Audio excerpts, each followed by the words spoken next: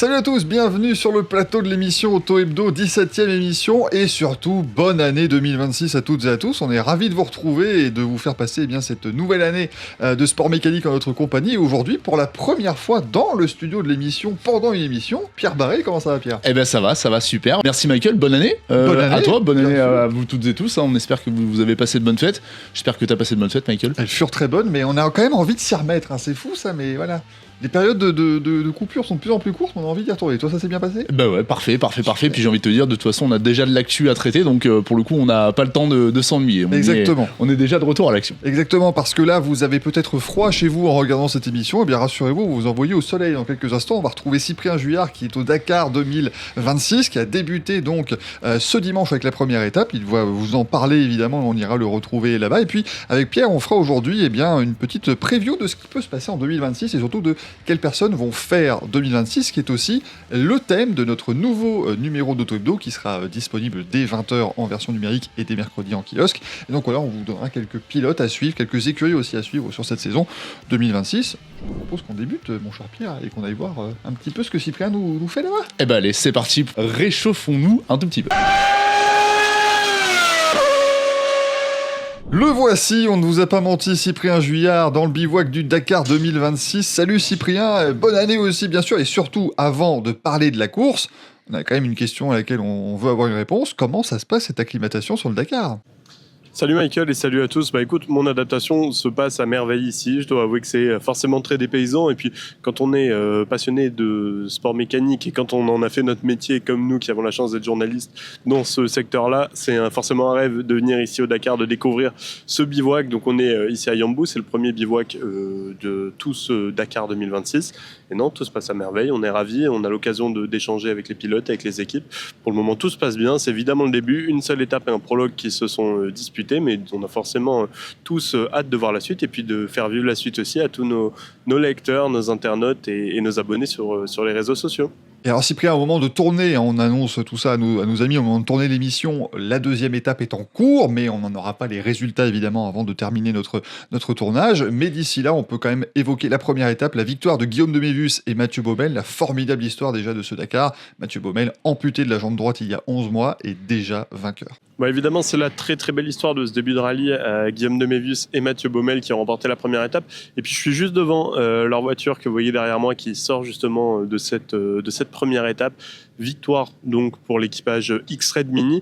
Alors une victoire évidemment qui leur fait très plaisir puisque Mathieu Baumel, comme tu l'as dit Michael, a été amputé d'une jambe suite à un accident en janvier dernier. Il avait été fauché par une voiture alors qu'il venait en aide à des personnes sur le chemin du Monte-Carlo historique. Donc forcément, après une année de convalescence, on est tous très heureux ici dans le bivouac de le revoir à ce niveau-là. Déjà de le voir présent, c'était, comme il nous l'a dit lui-même, c'était une première victoire pour lui. Alors en plus de le revoir gagner une étape, voilà, c'était l'objectif du Dakar. Ça a été réalisé dès la première journée. C'est quelque chose d'assez fantastique qui a été unanimement salué évidemment par tout le monde, par tous les concurrents, par son équipe et par Guillaume de Mévius. Je voudrais aussi parler un peu d'eux parce que ça a été des personnes qui ont été très importantes dans le processus de guérison de Mathieu Baumel et surtout de convalescence. Puisque il le dit lui-même, c'est des gens qui ne l'ont jamais lâché, qui l'ont toujours soutenu, qui ont toujours cru en lui, cru en son retour, cru en sa capacité à être au départ de ce Dakar 2026. Guillaume de Mévius n'a jamais cherché un autre copilote. X-Red n'a jamais pensé, justement, je discutais avec des gens d'X-Red qui me disaient qu'ils avaient évidemment jamais considéré la possibilité de prendre un autre copilote pour Guillaume de Mévius. Donc voilà, c'est un très beau signe de confiance qui a bien aidé Mathieu Baumel à remonter la pente dans ces moments compliqués. C'est passé pas mal d'autres choses sur ce début de Dakar. On a vu notamment les nouveaux Ford Raptor qui ont été très très performants. Un beau tir groupé, 5 dans le top 10 de la première étape, dont le privé Martin Prokop, puis évidemment les 4 officiels, Nani Roma, Carlos Sainz, Matthias Ekström et Mitch Guthrie. Du côté de chez Dacia, c'est pas mal, en tout cas on voit que la voiture marche bien puisque Nasser Al-Attiyah fait deuxième de la première étape. Pour Sébastien Loeb, Lucas Moraes et Cristina Gutiérrez, c'était un peu plus loin. Il faut toutefois souligner que l'objectif de ces pilotes-là, c'était pas de remporter la première étape, puisque remporter la première étape vous contraint à partir premier de la seconde spéciale, qui sera compliquée, qui sera caillouteuse dans ses premiers mètres. D'ailleurs, Guillaume de Mévius et Mathieu Baumel n'avaient pas spécialement prévu de gagner, donc ils étaient heureux de le faire évidemment, mais un peu étonnés aussi.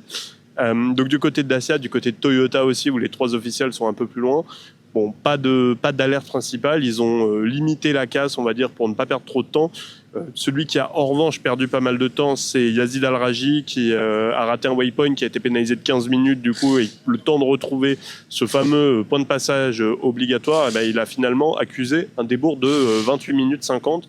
Donc c'est dur pour le tenant du titre. On sait aussi qu'il avait été blessé aux vertèbres sur une bara en Jordanie au cours de la saison 2025, qu'il avait tout simplement privé de plusieurs mois de compétition. Il était revenu en fin d'année dernière, c'était pas très glorieux, pas très convaincant. Là, son début de Dakar n'est pas très bon pour le moment, mais il ne faut jamais enterrer un Saoudien à domicile. Évidemment, il connaît le désert mieux que personne, Yazid Al-Raji, donc il sera un concurrent jusqu'au bout. Et puis surtout, s'il y a des problèmes devant lui, il peut vite rattraper cette petite demi-heure de retard. Merci Cyprien, et on aura encore une fois Cyprien la semaine prochaine, bien sûr, dans l'émission pour parler du Dakar. Et puis d'ici là, vous allez sur les réseaux sociaux d'Auto Hebdo, vous avez toutes ces vidéos qu'il fait en collaboration avec Roule. Il a déjà interviewé pas mal de beaux mondes. On a eu Mathieu Baumel, Sébastien Loeb, Stéphane Peter-Hansel, Sarah Price aussi, sa coéquipière chez Defender. Bref, de quoi bien s'amuser, et il y en a 4 par jour minimum, donc au moins vous avez du contenu. Puis ils sont sous le soleil pour l'instant en Arabie Saoudite, donc on va espérer que ça dure. Eh ben, ils ont bien de la chance. En tout cas, on leur souhaite que ça dure. En tous les cas, on leur souhaite également. Et on va donc maintenant passer au gros morceau, on va dire, de cette émission. Ils vont faire 2026, parce que c'est ce qu'on a envie de faire. On avait terminé l'année avec le top 50 des pilotes, qui a fait parler. Je pense qu'on peut le dire, mon cher Pierre. Ah, c'est clair. Il a fait parler. Quelques-uns d'entre vous n'étaient pas forcément toujours d'accord avec nos choix. Mais bon, après, c'est vrai qu'il faut aussi analyser le potentiel du concurrent, le potentiel du pilote qu'on a mis en avant et le palmarès dans la saison qui venait de s'écouler dans sa discipline. C'est aussi la raison pour laquelle on a fait des choix. Voilà. C'est ça. C'est un exercice qui n'est pas simple. Il faut faire des choix, mais c'est aussi très bien de créer la discussion comme ça et d'en parler ici. Rassurez-vous, c'est pas un top, hein, c'est juste, mais on va vous noter quelques pilotes qu'il faudra suivre, quelques écuries aussi qu'il faudra suivre sur cette saison 2026, qui s'annonce être une saison de pas mal de changements aussi dans les différentes catégories. Le premier dont on veut évoquer le nom ici, c'est évidemment Isaac Hadjar. Il est juste derrière Pierre, déjà, évidemment, et puis surtout Isaac Hadjar, il arrive chez Red Bull, il va être l'équipier de Max Verstappen, et alors si tous les précédents, évidemment, s'y sont un petit peu cassés les dents, il a une opportunité exceptionnelle, Isaac Hadjar. C'est-à-dire qu'il vient dans une équipe avec un tout nouveau changement de règlement. Un Max Verstappen qui est assez peu loquace sur son avenir, il dira non, mais moi, si ça ne me plaît pas, je peux partir. Est-ce que ce serait pas le moment parfait pour Isaac Hadjar d'arriver chez Red Bull ? Alors c'est le moment parfait, mais c'est un défi qui est immense parce qu'on sait que par le passé, tous les coéquipiers de Max Verstappen se sont cassés les dents sur cette Red Bull qui est pas forcément taillée pour Max, mais qui est tellement fine en pilotage, qui est tellement complexe finalement à piloter, qu'elle correspond à merveille à ce que souhaite justement Max Verstappen. C'est Alex Albon dans une interview il y a pas si longtemps qui disait justement que c'était un petit peu finalement piloter la Red Bull, c'est comme prendre une souris d'ordinateur, la mettre sur la sensibilité max et essayer de s'en servir quand même. C'est très compliqué à faire. La Red Bull est un petit peu comme ça. Max sait s'en servir de cette manière-là, mais par contre c'est très difficile en général pour les autres pilotes, pour ses coéquipiers de s'en sortir. Donc on souhaite à Isaac évidemment que ça se passe mieux qu'Alex Albon, mieux que Pierre Gasly, mieux que Sergio Perez, mieux que Yuki Tsunoda, que Liam Lawson aussi, faut pas l'oublier. Il a pas resté très longtemps le pauvre Liam, mais il est quand même passé par là. On souhaite à Isaac évidemment que ça fonctionne. Pourquoi pas de faire de nouveau résonner la Marseillaise. Ça serait la troisième fois de la décennie. Ça serait quand même magnifique après Gasly et puis Ocon.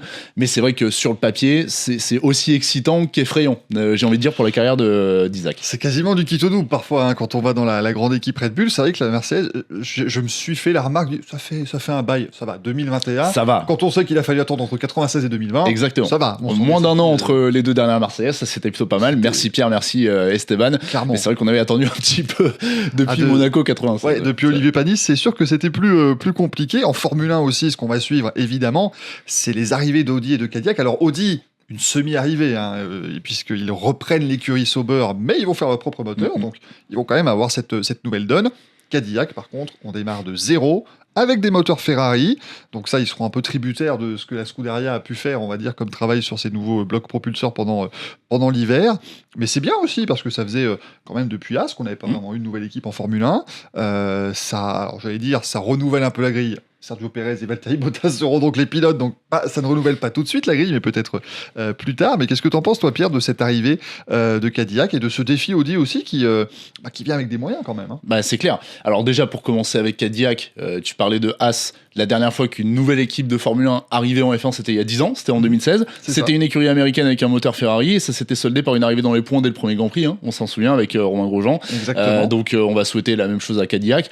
Moi je pense que sur le papier, il y a quand même un projet qui a été mûrement travaillé. On sait qu'au début la famille Andretti était très impliquée là-dedans, on sait pas exactement après derrière comment ça s'est goupillé, enfin en tout cas il y a eu une mise à l'écart on va dire de la famille Andretti, mais on sait qu'il y a quand même beaucoup d'ingénierie on va dire de toute l'expertise de la famille qui a aussi à un moment donné permis de travailler là-dessus. Il y a Simon Pagenaud qui a beaucoup travaillé aussi sur le simulateur. Moi je pense qu'ils arrivent quand même avec des ambitions. Après c'est toujours pareil, hein, la Formule 1 c'est la loterie, il suffit qu'au moment où on ait défini la voiture il y ait un petit truc qui fonctionne pas exactement comme il faut, ou en tout cas qu'il y ait une grosse différence entre la soufflerie et puis la piste, et puis tout de suite tout se casse un petit peu la figure, mais ça sera quand même intéressant. Sergio Pérez, Valtteri Bottas sont des pilotes d'expérience. Ouais, c'est solide hein, comme c'est ça. C'est important pour une c'est ça. Ils vont forcément faire remonter de la data, peut-être un peu plus que des très très jeunes pilotes. Il y a toujours ce fantasme aussi, je pense, pour les Américains, d'avoir un pilote américain à un moment donné sur la grille. Pour l'instant, je pense qu'ils font mieux de consolider tout ça avec Sergio Pérez et Valtteri Bottas, qui sont d'excellents pilotes, ce sont des anciens vainqueurs de Grand Prix, ils ont de l'expérience, ils connaissent ce job-là, donc ça c'est très important pour eux. Donc moi je suis curieux de voir Cadillac. Après Audi, bon c'est toujours pareil, on a vu finalement la période de transition Sauber-Audi.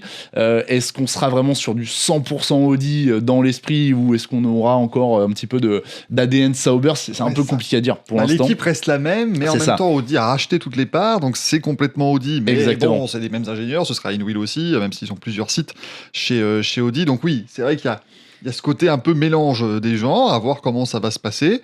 Ils ont quand même bien avancé leurs pions sur les années écoulées ici. Mattia Binotto, Jonathan Whitley, qui ont pris en charge l'équipe. Donc à voir ce que ça va donner. Aussi pour Cadillac, on cite Guan Yu Zhou, qui vient d'être confirmé comme pilote de réserve. Alors, certains se disent, mais pourtant, ils avaient annoncé Colton Herta, mais Colton Herta est pilote d'essai, puisqu'il n'a pas les points de super licence pour remplacer Pérez ou Bottas sur on aurait pu mettre Colton Herta d'ailleurs. On va en parler dans le mag d'ailleurs, n'hésitez pas, mais il y aura un petit mot là-dessus. Exactement, parce que là, on vous en cite quelques-uns, mais il y aura beaucoup plus dans notre large dossier dans le magazine cette semaine. Mais c'est vrai que Colton Herta, il a quand même un rôle dans la saison de Cadillac cette année, parce que il ne s'en cache pas trop chez Cadillac et chez TWG Motorsport avec Dan Torres qui gère tout ça. Globalement, si Herta gagne ses points de super licence, il est titulaire en 2027. Normalement. Maintenant, c'est très gentil, mais ils ont 2 pilotes sous contrat.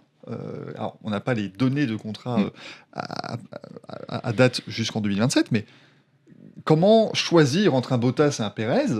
Qui va rester? Qui va être sur la touche si Colton Herta doit arriver? Là, ça va être un peu compliqué peut-être à gérer pour Cadillac, mais bon, ils n'en sont pas encore là. Eux, ils arrivent effectivement, tu le dis, avec des ambitions, mais qui sont mesurées. Ils ont admis que leur objectif est de gagner le titre un jour, mais qu'en 2026, ils seront dans leur propre dire, ils seront en fond de peloton. Maintenant, on n'est pas à l'abri d'une surprise. As devait être très long aussi. Ils font 2 premiers Grands Prix exceptionnels avec Romain Grosjean notamment. Et ils avaient Esteban Gutiérrez dans la voiture, un Mexicain aussi. Exactement. Donc, il n'y a que des rapprochements entre on souhaite quand même un meilleur début de carrière chez As pour le Mexicain de chez Cadillac que le Mexicain de chez As, parce que c'était très très mal terminé à Melbourne. Surtout, on l'espère pour Fernando Alonso qui sera là aussi. Du coup, avec une autre voiture. Il doit avoir ça, il doit avoir une équipe américaine qui arrive, un pilote mexicain, il doit dire ouh là là, non, moi je m'approche pas. S'il se qualifie dans le même coin, il va dire non, c'est pas possible, ça va être terrible. En rallye, mon cher Pierre, on a envie de dire que le dauphin du WRC, Elfyn Evans, quintuple vice-champion du monde, est-ce que ça peut être enfin son année, cette année, encore une fois? C'est toute la question. Le problème, on en parle d'ailleurs justement là dans les prochains articles que vous lirez, alors pas forcément dans ce mag-là, mais on a un guide WRC aussi qui sort, on peut en faire déjà la promotion, ça sera la semaine prochaine. La question, véritablement, concernant Elfyn Evans, c'est est-ce qu'il a déjà atteint son plafond de verre, en fait, ou est-ce que malheureusement les planètes ne se sont jamais alignées, et est-ce que c'est pour 2026? C'est la grande question. Mais c'est vrai que 2025, il a eu face à lui une opportunité exceptionnelle de remporter le titre, avec un Sébastien Ogier qui n'était pas là sur toute la saison, avec Thierry Neuville, Oitanak, Kalle Rovanperä, 2 de ces 3-là ont joué le titre jusqu'au bout, mais globalement, on va pas se mentir, ils sont passés quand même un petit peu à côté de leur saison. Ils avaient largement de quoi faire mieux. Evans avait largement de quoi jouer le titre. Ça ne l'a pas fait. Donc la question qu'on se pose, c'est maintenant, effectivement, va-t-il en profiter? Il n'y a plus Tanak, il n'y a plus Rovanperä, donc ça en fait déjà 2 de moins. Quel sera le niveau de forme de Thierry Neuville? Ça, c'est la grande question. Et de la Hyundai aussi. Et de la Hyundai. Tout à fait, dans une saison où il n'y aura pas énormément d'évolution sur les voitures, puisqu'on le rappelle, il y a une nouvelle réglementation qui arrive pour 2027, et justement, côté Toyota, notamment pour Elfyn Evans, les forces seront plus concentrées sur le développement d'une nouvelle voiture que sur le développement de la voiture actuelle. Donc il y a quand même beaucoup de points d'interrogation, mais évidemment, sur le papier, c'est le méga favori. C'est le grand favori de cette saison 2026 en WRC. Sachant que Sébastien Ogier va faire un rallye de moins, donc déjà... Un rallye de moins que l'année dernière. L'année dernière. Exactement. Donc déjà, ça semble bien parti pour Elfyn Evans, mais il y a un certain Oliver Solberg qui arrive à temps complet aussi chez Toyota, et peut-être que l'arrivée du loup dans la bergerie va rendre la partie difficile. Exactement. Ça peut être un peu compliqué. Ça va être une année 2026 aussi assez forte, évidemment, du point de vue de l'endurance, avec l'arrivée de Genesis, qui là, pour le coup, ils viennent avec des ambitions, ils viennent avec des moyens très imposants aussi, avec cette Genesis GMR 001 qu'on a eu l'occasion d'aller voir en essai à Barcelone il y a quelques semaines. Des pilotes d'expérience, on pense à André Auteur, Pipo Derani, Paul Louchatin, qui est là aussi, Mathieu Jaminet, pas mal de Français aussi dans cette équipe qui est basée dans le sud, près du circuit Paul Ricard. Maintenant, voilà, Genesis, ils arrivent quand même dans un championnat qui est désormais mûr. Les précédents, l'MDH qui étaient arrivés, c'était les premières années, et là maintenant, ça paraît quand même être complexe, même si on sait que Cyril Abiteboul a quand même construit une équipe pour gérer ce constructeur-là, quand même assez forte. Ouais, le défi, il est important aussi pour Genesis, parce que c'est clair que, comme tu le dis, le championnat, il est bien installé, tout le monde a ses marques. Maintenant, justement, le parallèle est intéressant avec le WRC, puisque finalement, il y a quand même pas mal de forces vives. On rappelle que Genesis, c'est Hyundai. Exactement, c'est la marque de luxe de Hyundai. C'est exactement ça. Donc, il y a quand même des forces vives du programme WRC qui ont été switchées, on va dire, du côté de Genesis en endurance. Il y a des moyens financiers aussi qui ont été, on va dire, mis à disposition plutôt du WEC que du WRC. Donc pour toutes ces raisons, c'est clair que c'est l'un des plus gros constructeurs mondiaux qui débarque dans l'un des championnats les plus importants de la planète, avec forcément des moyens.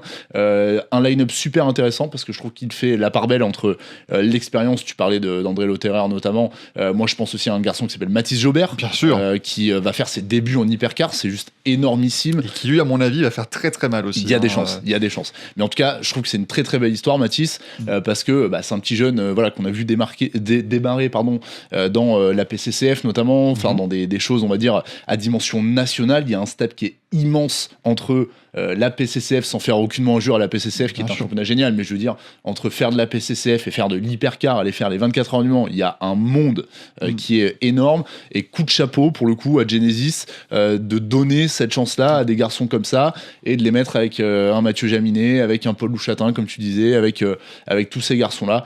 Franchement, c'est super cool, c'est vraiment prometteur, et ça donne envie. On a Danny Moncadella aussi qui fera partie de l'aventure, qui lui en plus est arrivé en remplaçant Logan Sargent qui finalement n'était pas là, et donc il a réussi à trouver ce projet-là. Ça va être très intéressant à suivre. Côté français, on aura aussi Théo Pourchère qui fait ses débuts officiel chez Peugeot. Il a roulé évidemment aux 8 heures de Bahreïn pour compléter la saison 2025, mais désormais il est pilote à temps plein, et il nous l'avait dit, on peut retrouver d'ailleurs son interview en vidéo, il nous a dit son objectif c'est d'en gagner une cette année. Ce serait bien qu'il le fasse, puisque ça permettrait aussi à Peugeot de dire qu'ils auraient gagné en WEC, et on rappelle que ça n'est jamais arrivé, puisque Peugeot a quitté l'endurance avant la création du WEC la même année, donc ce serait une première en championnat du monde d'endurance pour Peugeot, qui va devoir aussi réaliser une saison 2026 pleine, parce que ce projet Neufix 8 commence à avoir quelques années, mais ça s'est mieux passé fin 2025, donc peut-être que ça pourra continuer dans cette voie-là.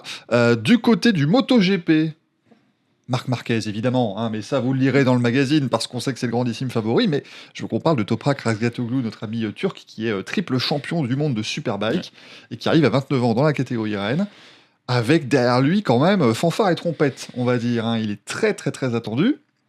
Maintenant, il arrive avec la moins bonne moto du plateau, la Yamaha, c'est la pire moto, clairement, chez Pramac, qui est l'équipe satellite, avec des pneus Michelin avec lesquels il n'a jamais réellement roulé.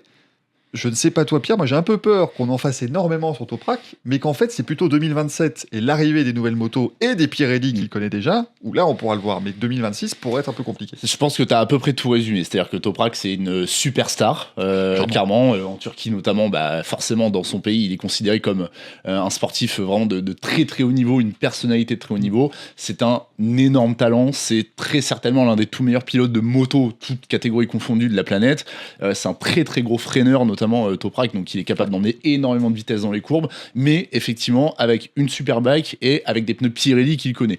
On rappelle aussi la différence entre une Superbike qui est à la base une moto de série en version sportive et une moto GP qui est un prototype, donc c'est pas du tout la même chose. La Yamaha, c'est pas la meilleure des motos effectivement, même si il y a eu quand même pas mal de jetons de développement, si je puis dire. Ils essayent au maximum en tout cas. Ils avaient les concessions, donc ils ont pu en profiter pour refaire évoluer la moto.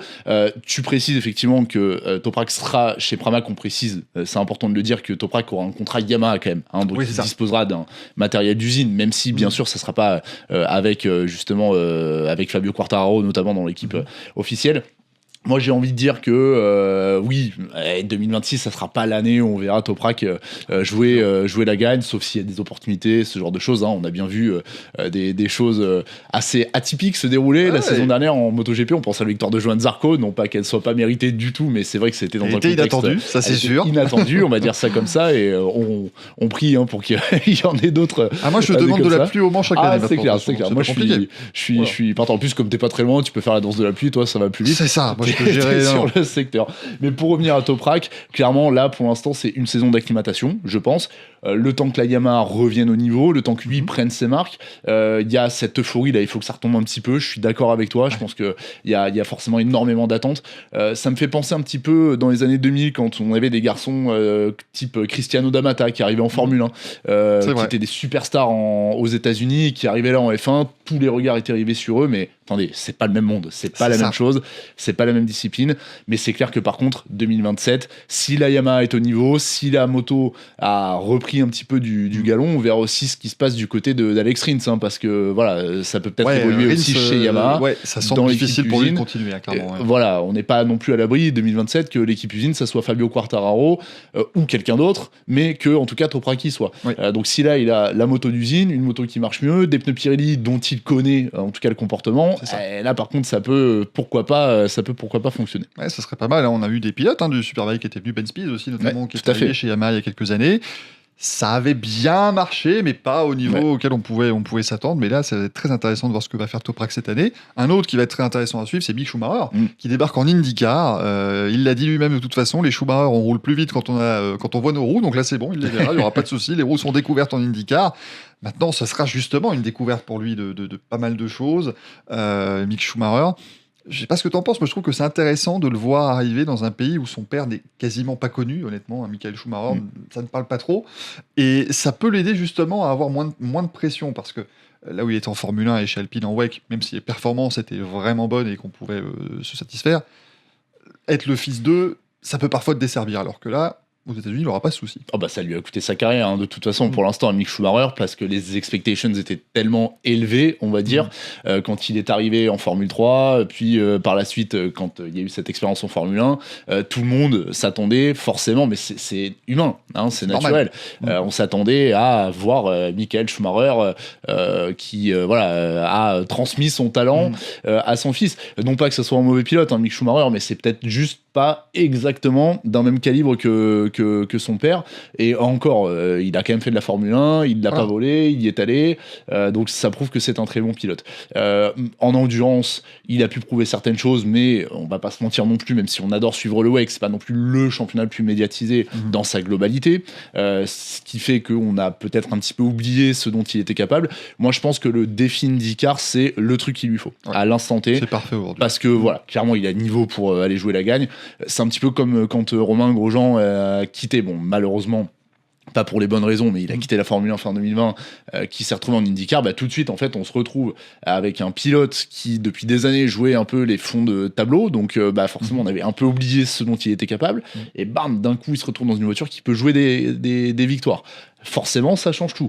Et pour Mick Schumacher, moi, je pense que c'est quelque chose qui peut se passer. Il va arriver en plus dans de bonnes conditions, qui plus est en IndyCar. Moi, je le vois bien être la belle surprise de l'année en IndyCar. Et moi, je serais Alex Palou, Pato Howard, tout ça. Je commencerais un petit peu à me méfier quand même.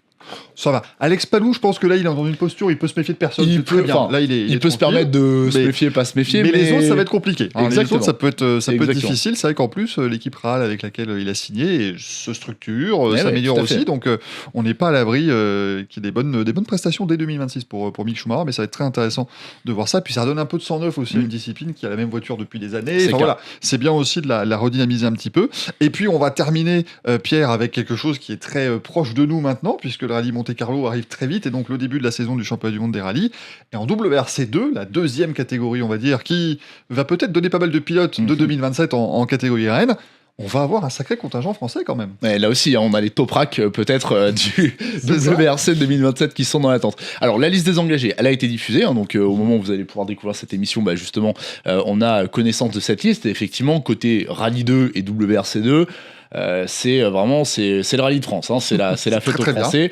Alors on a un favori bien sûr pour la victoire, pour le titre, c'est Johan Rossel dans la Lancia officielle, qui sera justement accompagné par Nikolai Griadzin dans l'autre voiture justement sous la structure officielle. Le petit frère de Johan, Léo, qui sera là chez de ces compétitions avec une Citroën C3 Rallye 2. Alors pour l'instant on ne sait pas ce qu'il va faire Léo sur l'ensemble de la saison, mais il sera au moins au Monte-Carlo avec la C3.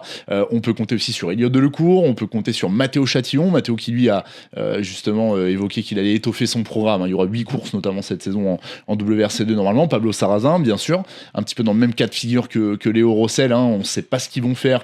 Il y a une C3 pour le Monte-Carlo, et puis bien sûr ça va aussi dépendre, j'imagine, des perfs qui seront signés. On sera là bien sûr. Évidemment, et puis il y a un garçon là qui vient justement d'annoncer sa participation, c'est Arthur Pellamourgue. Ça sera très intéressant parce qu'Arthur Pellamourgue l'année dernière avait gagné le WRC3 avec la Clio Rallye 3.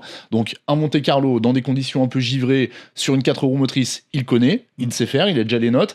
Il y a des portions assez similaires justement sur le Monte-Carlo 2026 par rapport au Monte-Carlo 2025 avec son copilote Bastien Pouget. Je pense qu'ils vont essayer de faire monter un petit peu la sauce, et puis ça sera très sympa avec une Hyundai i20, donc ça va être cool. On n'oublie pas Eric Camilli, bien entendu, qui Eric sera justement, on a eu l'occasion de l'interviewer il y a quelques jours, il sera là tout au long de la saison avec la Skoda.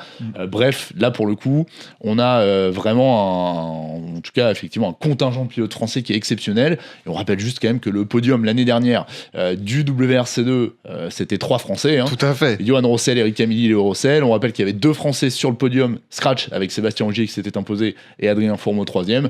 On veut au moins la même chose. C'est ça. Et on rappelle même d'ailleurs, petite précision, que toutes les catégories l'année dernière au Monte-Carlo avaient été remportées par des Français, puisqu'il y avait eu Arthur Pellamourgue en WRC3, il y avait eu Elliott Delecourt également. Oui, qui avait gagné aussi. Oui, et voilà, tout le monde s'était imposé. Et Sébastien Ogier derrière. Donc oui, exactement. Non, effectivement, là...